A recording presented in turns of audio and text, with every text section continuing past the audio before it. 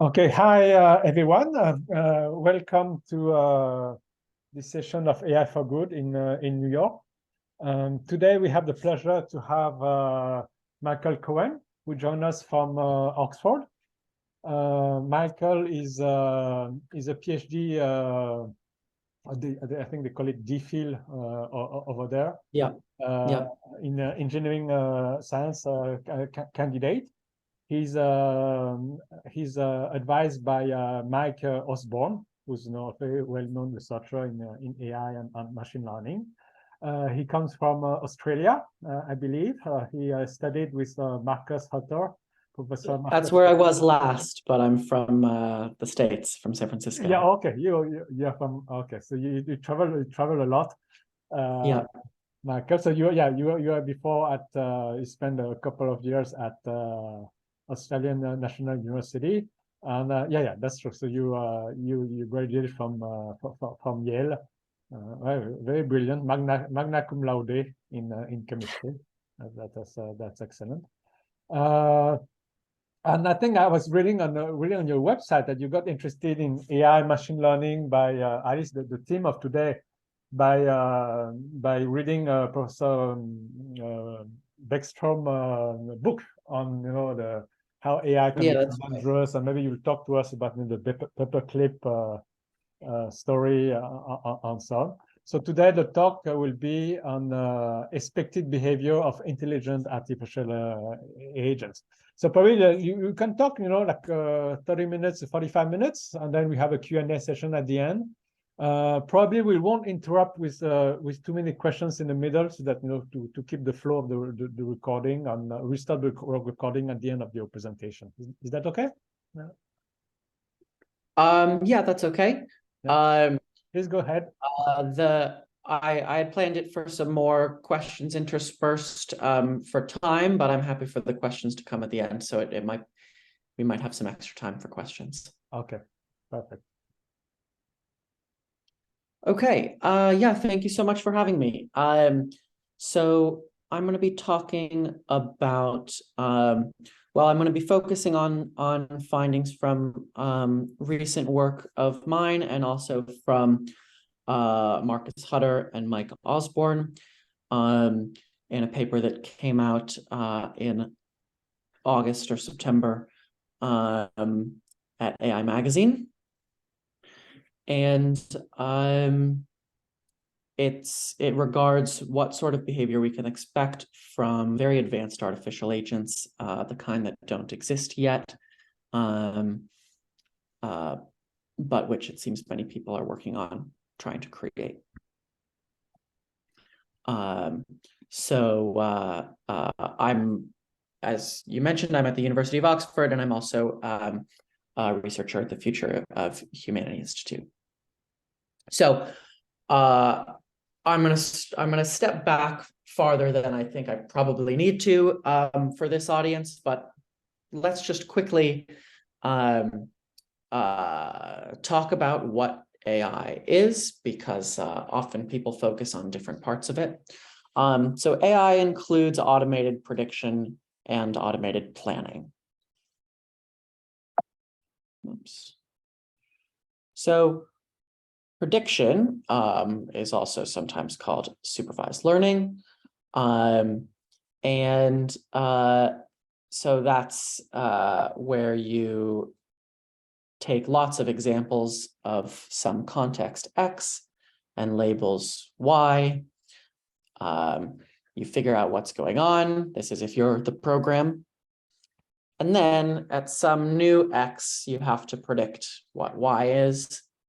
And this is the kind of AI that gets most attention today. And it's had some impressive successes. So, for example, large language models, which I imagine many of you are familiar with, predict the next word. So the next word is the Y, given the whole sequence of text that's just come before. That would be the X. So that's the prediction part. Another classic part of AI is planning. So that's a program that finds a series of actions that optimize a goal. So Google Maps does planning. For instance, if you're trying to figure out what set of actions, including boarding and getting off of a bus, will get you to some place, Google Maps will tell you a sequence of actions for how to get there. Now, the term optimal control is what we use when the planner or the agent has a program which computes the effects of different actions. So for Google Maps, there's some program that will tell it what happens if you get on the bus here and get off the bus there, how long it'll take if you turn here versus turn there. So that would be something we'd call optimal control. But if we don't have such a program, then the agent has to predict the effects of different actions on its own. And the dominant paradigm in that setting is reinforcement learning. So the way it works in reinforcement learning, the AI takes an action, it observes what's going on, and then the AI is provided a number called reward. And this happens on repeat. And since the agent isn't given the information about the effects of its actions, the AI has to try to predict how the rewards that it sees depend on the actions that it's taken and the other observations that it's seen. So once the AI has a model of how rewards follow from different actions, then the way it picks actions is it tries to maximize its future rewards. So it considers action A and estimates, all the reward it would be able to get if it did that, and then it does the same for action B and so on, and then it takes the one that it expects will lead to it accruing the most reward. So here are some examples from reinforcement learning. First example, we have an AI chess player that picks chess moves, and it gets a big reward when it wins a game. So this AI chess player should try to figure out how to pick chess moves that will allow it to win. Here's another example. An AI chatbot picks text messages to send a person, and it gets a reward when the person says they got the information they needed. So the same algorithm that tries to pick actions in order to get these rewards, while in the first case, it would lead to an agent that plays chess. In the second case, it should lead to an agent that tries to provide the person good information. So that's the idea behind reinforcement learning. One thing that a lot of us might be more familiar with in practice is how reinforcement learning works in animals. And this can be instructive for thinking about how reinforcement learning would work for AI. So animals come with pre-installed software, which is they plan their actions sometimes to get treats. So we can use this. If we give a dog a treat when it gets the newspaper, then it should learn to get the newspaper.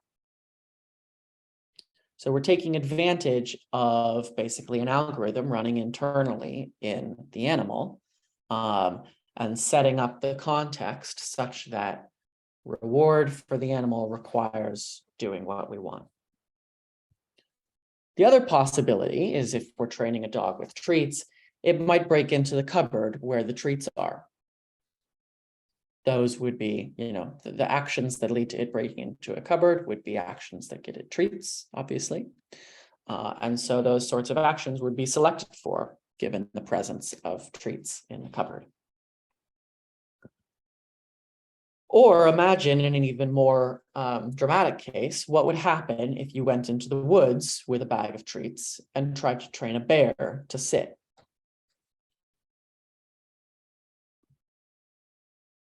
If it's picking its actions to get treats, it might as well just take the treats from you, and it may kill you in the process if you object to that. So what if the reinforcement learner, the AI, is really smart?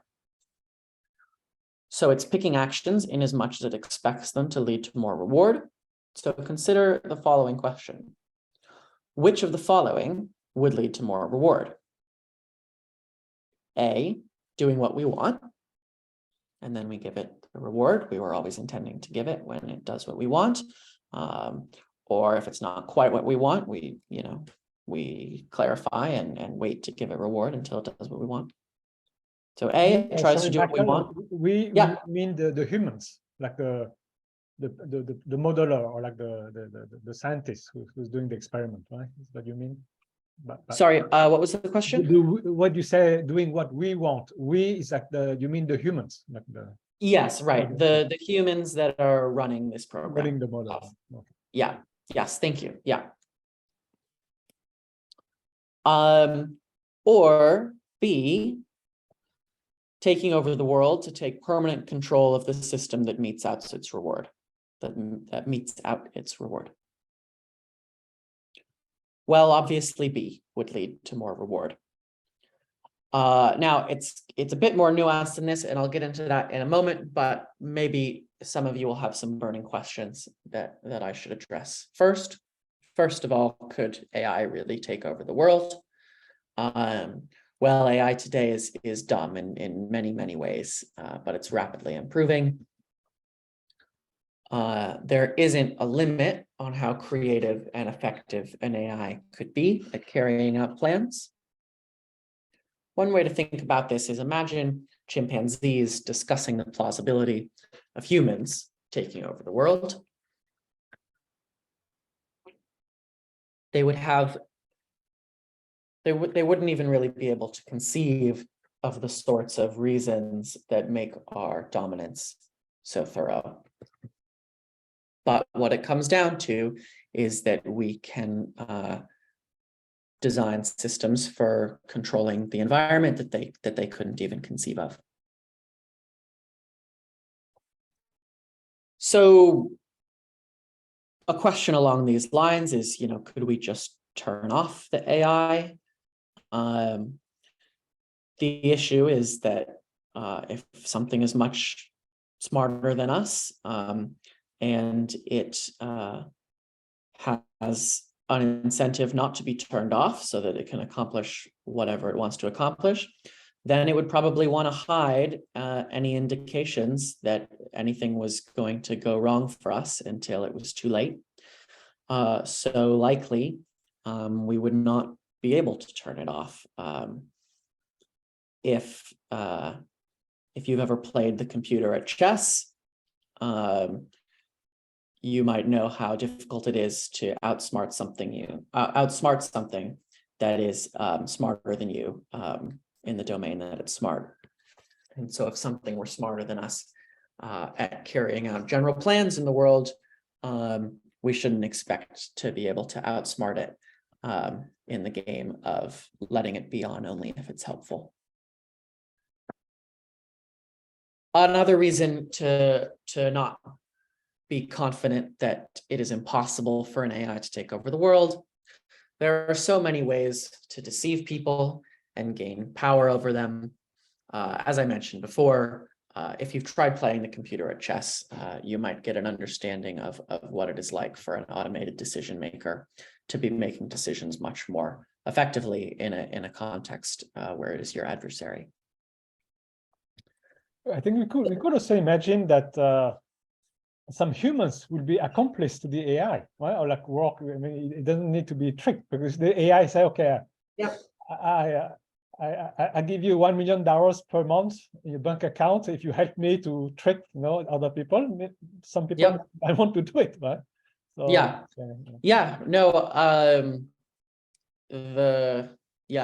depending on the weaknesses of the humans involved, it could be even easier than I'm making it out to be. Yeah, and we're like 8 billion people on this planet, right? So yes, So, Yes. so you can find a few who will be willing to do that, or maybe in difficult economic circumstances and so on, and maybe okay, why not? Right? Yeah, absolutely. The next question is whether maybe this is a bit excessive. Does a reinforcement learner really need to take over the world just to get reward? And implicitly, I think what's going on when people ask this question is that they have a human understanding of laziness, which indeed is a common property of humans, but doesn't factor into the algorithm behind a reinforcement learner picking its actions. So there isn't some analogous thing in a reinforcement learner to human laziness that would kind of advise against taking, actions that might strike us as effortful.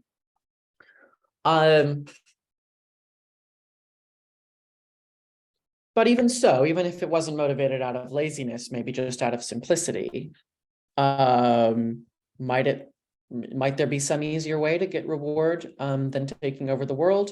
What if it just took control of the computer that it was on? Well, in that case, we could shut it off. And if we shut it off, then it gets no more reward. Recall actions are selected in as much as the agent expects them to lead to reward. And a situation where it gets shut off and gets no more reward, well, that's a bad idea from the perspective of getting reward. Since the AI is trying to maximize the probability it gets high reward forever, just taking over the control of the computer doesn't really qualify as a reward maximizing action. You would really have to gain enough power that you have an absolutely secure position in controlling the reward coming to this computer. So that's the incentive, basically, for an agent to gain as much control over the world as it could, to intervene in its own reward. And what would this mean for us? So would a reinforcement learner in this position have enemies? Well, anyone that has even the smallest chance of disrupting its control of its reward is someone whom the AI would have an interest in incapacitating, letting people go on acting when their actions have a small chance of disrupting its reward is a needless hit to expected reward. Anyone who wants to use Earth's resources for other purposes would be in conflict with an AI controlling as much of the world as possible to secure its continued control of its reward. There's a quote here that I'll show you from Eliezer Yudkowsky, which is where he explains, the AI does not hate you, nor does it love you, but you are made out of atoms, which it can use for something else. So this puts us fairly unavoidably at this stage in conflict with an AI that has taken over the world to intervene in the provision of its reward. That's not to say the whole situation is hopeless, but if we're to avoid a really bad outcome, we need to avoid this AI from existing in the first place. We need to prevent it from existing in the first place. Last potential burning question is, surely no one would be so dumb as to make an advanced reinforcement learner that was monomaniacally focused on merely controlling the state of some machine. Well, here's a quote from one of the pioneers of reinforcement learning. He's talking about an AI that could learn to do anything, trained through reinforcement learning. And this is the way he describes it. It will be the greatest intellectual achievement of all time, an achievement of science, of engineering, and of the humanities whose significance is beyond humanity, beyond life, beyond good and bad. I find this objectionable. Can it be like constrained, like reinforcement learning? Say like, okay, you have to maximize this stream of future rewards, but you have to comply to, AI regulation, ethics, all these kind of things, right? It's like today we tell people, okay, you have to maximize profits, but you have to respect the law. Can we do that with AI or no? So let's say we're in a situation where we want the AI to win at chess, but we don't know how to explain to it what sorts of world states, how in terms of the effects of its actions, what winning at chess really is. So it has to learn how its actions lead to it winning at chess. The reward is the mechanism for getting the agent to have a goal. So the issue is we don't know how to directly give an agent a goal or constrain an agent's goal. That's the problem that reinforcement learning was supposed to solve. So if the chess in your chess example, the chess moves have to be legal moves, right? You cannot move the rook, right? So we can restrict everywhere, right? So this we can restrict the low-level actions fairly simply, but if the agent is going to have any useful actions left, those actions are going to, constraints against taking over the world would not be clearly expressible in terms of constraints on low-level actions, like sending messages to different people. The idea behind like having reward be profit, but then adding in extra constraints, like the company has to not do anything illegal.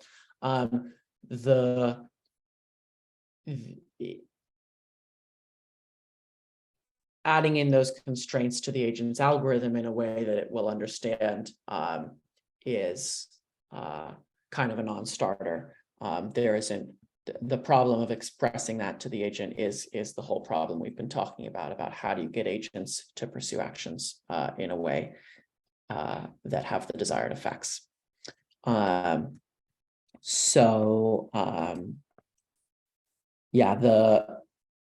It's at a high level, it seems like a good idea, but the same technical problem ends up facing you when you try to make it a reality.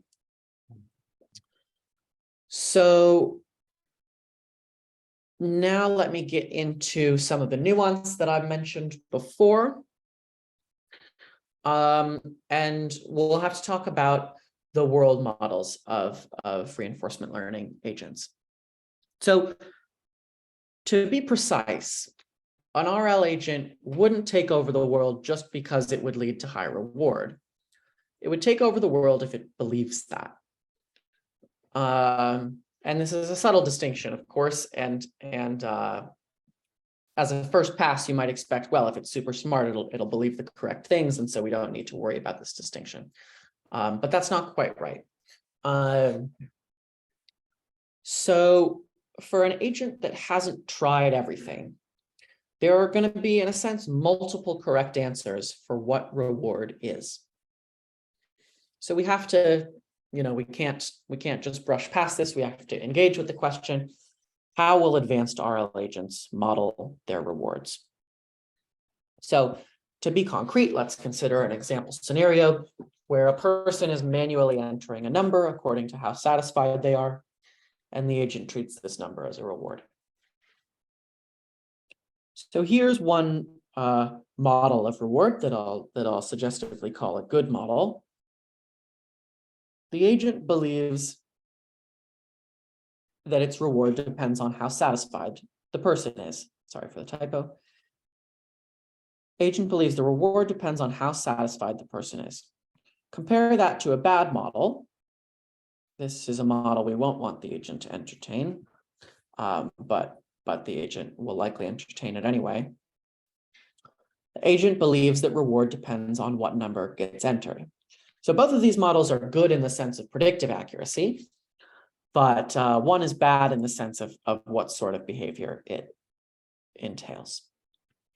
So if you believe reward, if you, the RL agent, believe reward depends on the person being satisfied, then you pick actions to make this person satisfied. Good. If you believe reward depends on a big number being entered, then you may as well take over the world and send in a robot to enter big numbers instead of, this person who was conditioning big numbers on their whims. So that's the sort of behavior suggested by an agent convinced of the good model or convinced of the bad model.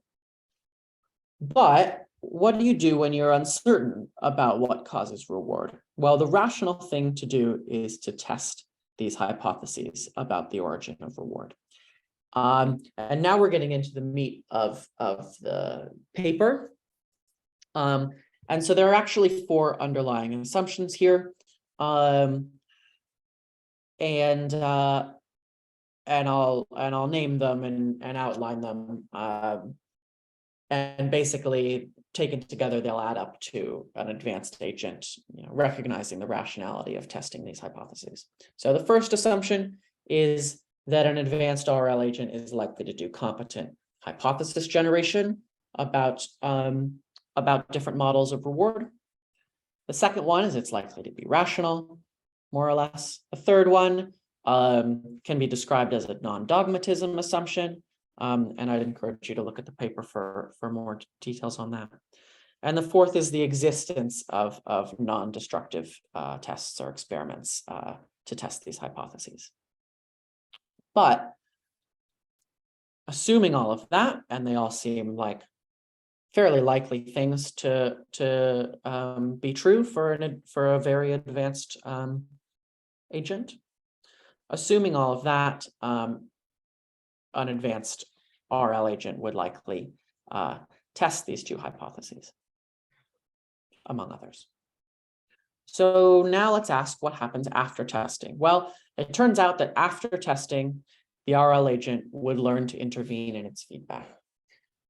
Basically, if it has the number entered become different from the erstwhile operator's satisfaction to see what reward it gets, the reward it gets will be equal to the number entered.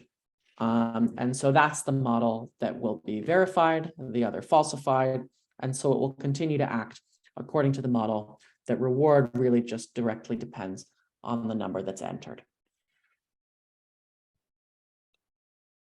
And then, subject to 2 more assumptions, the best way to intervene in its feedback to directly manipulate the number entered in that example or in other examples, some other physical intervention, would involve taking over the world. So recall, taking over the world to control reward leads to high reward, unsurprisingly. This is like the bear taking the treats by force. And that covers most of the paper, but I'll turn to a few more questions that this finding might raise. First question is when can we expect AI that is advanced enough to be an existential threat to us? I raise this question because I imagine it's on the minds of many, but unfortunately, I have no answer to that question. I don't know. And I don't think anyone has a very good idea either. But now let me talk about some more benign forms of AI that I mentioned at the end of the paper. So far, I've mainly been talking about reinforcement learning, and those arguments extend to some other kinds of AI besides just reinforcement learning, but leave many untouched. So pure prediction, which is no planning or just tell me what comes next in the sequence, that doesn't, the argument I've presented doesn't apply to that. So one kind of sequence prediction would be imitation learning, like some of the large language models we've seen recently. They imitate the way a person would behave. Notably, people don't successfully take over the world. And so neither should an AI that's imitating a person. One can have a much longer conversation about whether there are complications here to that story. But nothing I've said should cast doubt on that. A second form of AI that might avoid the results of this argument is a pessimistic AI. The way a pessimistic AI works is that to the extent the AI isn't sure about what will happen, it expects things to go poorly for it. And this should stop it from trying radical new things, like, for example, taking over the world, just because that's an untested and unprecedented strategy, not because it knows that we think that we would be mad about it, just because it's very novel, and so it can't really be totally sure about how well that will go for it. And the last one I'll mention as a form of AI that doesn't necessarily fall prey to this failure mode is a short-sighted AI, or sometimes called myopic AI. So the idea here is we make an AI that only cares about extremely short-term rewards. So there's no need to plan to get maximal reward over the long term. And hopefully there's no time for it to take over the world. That would be the idea behind a short-sighted AI. So stepping back to the big picture, what do we need here to make sure things go well? Well, the first thing I think we need is broad academic consensus on the existential danger of reinforcement learning and similar systems. We'll need AI regulation throughout the world. And perhaps maybe we can develop some safe kinds of advanced AI to help with enforcement in making sure that people don't deploy these dangerous kinds of future AI. And lastly, for those of you who are interested in working to help with this, how might you focus your career around this if you really want to dedicate a lot of time to this? Well, I think probably one of the best things you could do is become a legislator and champion this issue. Something maybe a little below that, become a computer science professor and work on technical solutions and advise governments. Short of that, maybe you could become a staff member for a legislator and bring this to their attention. You could start a lobbying organization for these issues. But one much smaller thing that I think will meaningfully help is helping raise awareness of this danger from AI. This is a recent news article you could look into if you're interested and share with people. So that's the end of my talk. Thank you so much for having me. And now I'd love to hear people's questions on this. Okay, thank you very much, Michael. So in the audience, if anyone wants to ask questions, you can raise your hand, right, digitally, and we'll let you ask the questions to Michael. Maybe I'll start with a couple of questions. In the few solutions that you suggest, it's not clear that it's always concerns they seem to be they could work both ways. For instance, the pessimistic AI, right? I think so. The one of the solutions that you're asking, and pessimistic AI might overpredict the threat of of humans' behavior, right? The AI might say, okay, they do. Why someone is too pessimistic, so it would be like paranoid. They say, okay, they are here. Humans are here to get me, or they want to unplug me, or they are a threat to me. Whereas, so we are not after the AI, right? So it could be that, and then they might overreact, right, to this. And the last one I think was short-sighted. short-sighted AI. So that's true that it has some benefit, but the cost could be that, for instance, for humans, right? For humans, usually, when we say it's too short-sighted, let's say we pollute too much, right? You do like CO2, emit too much greenhouse gas, and we are too short-sighted. We want to maximize our short-term well-being, and we ignore the long-term impact. So this could be also a minus. Right? So I agree with the second point, that humans giving rewards for short-term achievements and an AI trying to optimize those short-term rewards could unwittingly do things that have long-term costs. Hopefully, if people are aware of the long-term costs, they could try to estimate the long-term costs and include that into the reward. While the AI wouldn't be doing superhuman level optimization of the future, it could at least incorporate humans, admittedly flawed understanding of how current things affect the future and kind of hedge a bit on that. But broadly, I agree that's a potential problem. For pessimism, if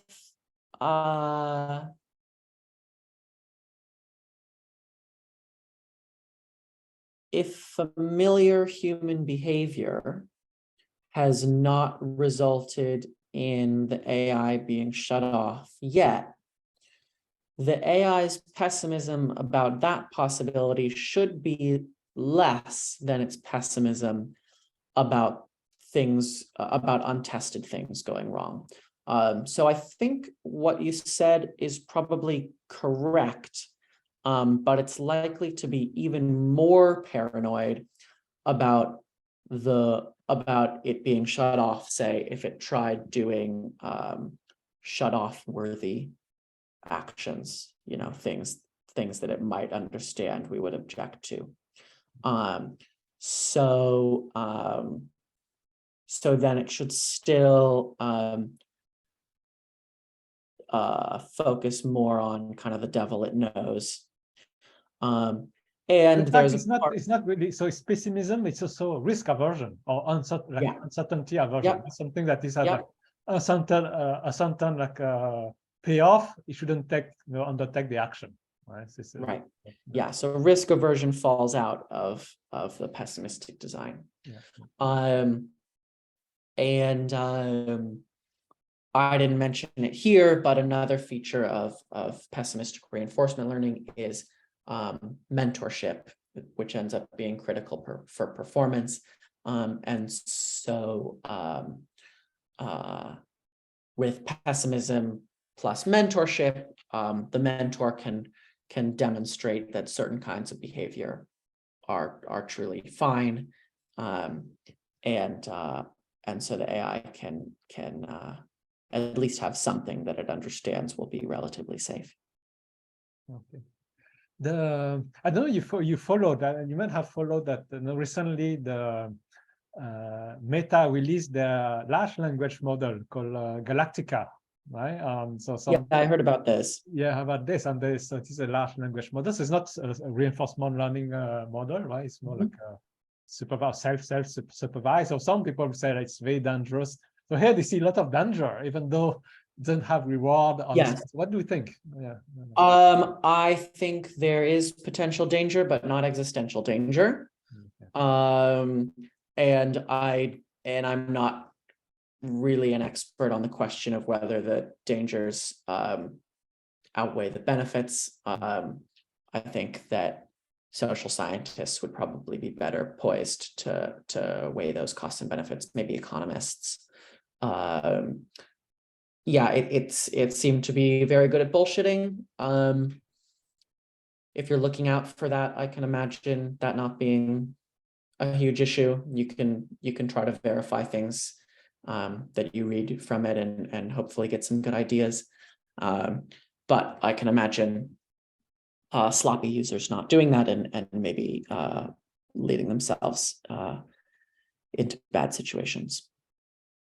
So if if a company, let's say Meta wants to release a new like reinforcement learning agent, so to prevent the kind of risk, that you highlighted in your presentation on your paper, what should be the steps? So do you think that should do like in Europe, have to be it like approved by a regulator, like, because it's risky on this kind of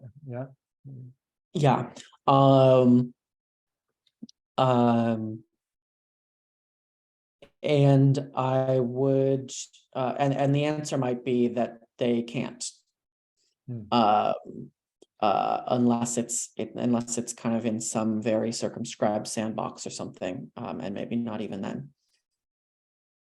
So what should we do then if regulators cannot really because they supposedly, I think they try to do it like planes, like aircraft. They say, okay, it's safe or it's not safe, right? So you have the FAA or something like that approving a model like they're approving an aircraft. It seems that it's not possible here, right? Well, the companies might have to try to solve their problems with short-sighted reinforcement learners or imitation learners or reinforcement learners that that violate, the non-dogmatism assumption in a way that I could go into more detail about that being a plausible route. I expect that a lot of problems can be solved with those sorts of tools, and so we might have to forego an otherwise a tool that, if it worked the way we were hoping would work, would be better, but probably won't. When your piece got published, I'm monitoring. If anyone wants to ask questions, please raise your hands. Right? When your piece was published, right, in the AI magazine, what kind of feedbacks did you get? I mean, and Ronnie has a question after that. Yeah. I think pretty much uniformly positive. Modulo some technical disagreements with some of the finer points from some other researchers, but broadly that this was an important contribution to the literature and a relevant one. Yeah. Okay. Okay. Renee has a question. Okay. Okay. Let's need to unmute. Okay. Thank you very much. Yeah. Go ahead. There. Thanks for sharing, Michael and Min. So I have a question which I don't know if it's relevant here, but I've been hearing quite a bit, and this is all new to me, by the way, the AI domain. I've been trying to learn as much as possible the last year or so. So there's this area called explainable AI or the explainability of the models, right? And what's happening in there. Any views on, how does that relate to the expected behavior here of this? Yeah. So we have a problem and we have a potential tool. So the relation is maybe it will solve the problem or maybe it won't. I'm not so optimistic that AIs with explainable models would be, that the explainability of their model could be used to change their incentives. So the problem I'm talking about is a problem with the agent's incentives. I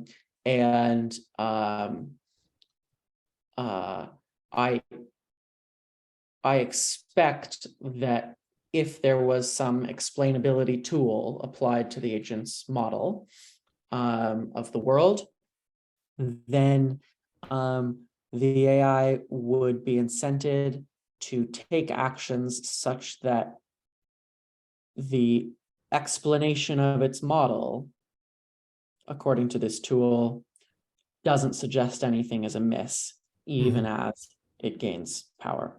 So for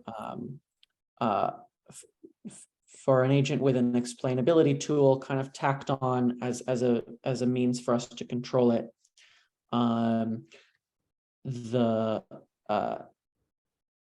it wouldn't change the general situation that it's kind of trying to outsmart us and avoid detection. And so for the same reasons as described in the paper, yeah, basically the same reasons as described in the normal setting in the paper continue to apply, and so that's why the argument in the paper can be independent of those sorts of attempts at control. Okay, thank you. Yeah, that makes sense. Thank you.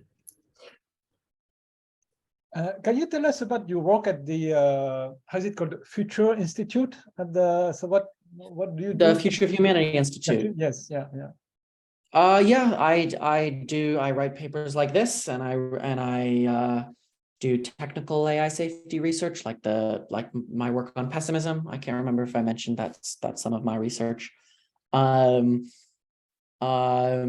so so they're funding my DPhil, so I do my DPhil for them too. And they're all computer scientists, or do you have social scientists or people from other fields? So it's in the philosophy department at Oxford. Okay. And there are philosophers and computer scientists and different kinds of biologists working on pandemics and so on. Oh, okay. It'd be a good idea. I don't know if you have, maybe you have already, like, to have legal scholar. I think people who are, yes, because a lot of it is like issue of like rights, human rights, and Yep. I'm an economist, so we have for me a program is a bit like a contract, right? But we know that we cannot specify everything in a contract. You cannot specify everything in an algorithm. So therefore, you have also rights, right, to protect people in case bad things fall outside of a contract, right? Something is not for unforeseen outcomes. Then we fall back to the law, or the constitutions, and so on. As we say that, well, you have that you cannot enslave people, and you cannot like starve people, or you cannot kill people, and kind of thing. Even though it's not written in a contract, even though it's not written in the algorithm, right? So even the RL algorithm tells you, it doesn't tell you explicitly you shouldn't kill people, that it should be a given. The machine shouldn't choose that. Yeah. I think if you had law, if you had juries and or government agencies in the loop with every action, that's not really a practical way towards making artificial decisions, artificial decision making, I mean. And you could again have the situation where it designs its actions to avoid detection by the people who are trying to enforce the law. So yeah, on this particular question, I think that legal understanding is unlikely to help design safe agents, but of course, legal understanding would be very helpful for figuring out how to help governments tackle this problem from arising in the first place. And there are some people who know law here. Oh, okay. Maybe one last question. So Professor Bostrom, he has not changed his mind. So he's relatively pessimistic about AI, or what's his view now?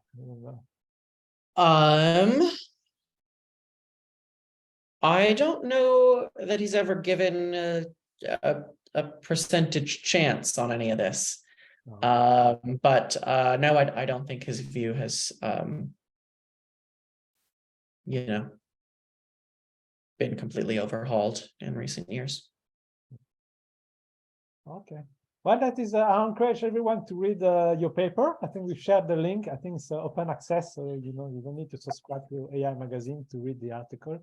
Yes, that was a link to a news article, but the news article has a link to the paper. Okay. Yeah, you can read the paper too. It's a bit harder to read, to follow than the presentation. The presentation today was excellent. So thank you very much, Michael. I look forward to follow your follow your research. I think it's a very important topic, and wish you best of luck. Okay. Thank you so much for having me. I enjoyed it. Okay. Thank you very much. I'll see you next time. Bye bye, everyone. Bye. Bye.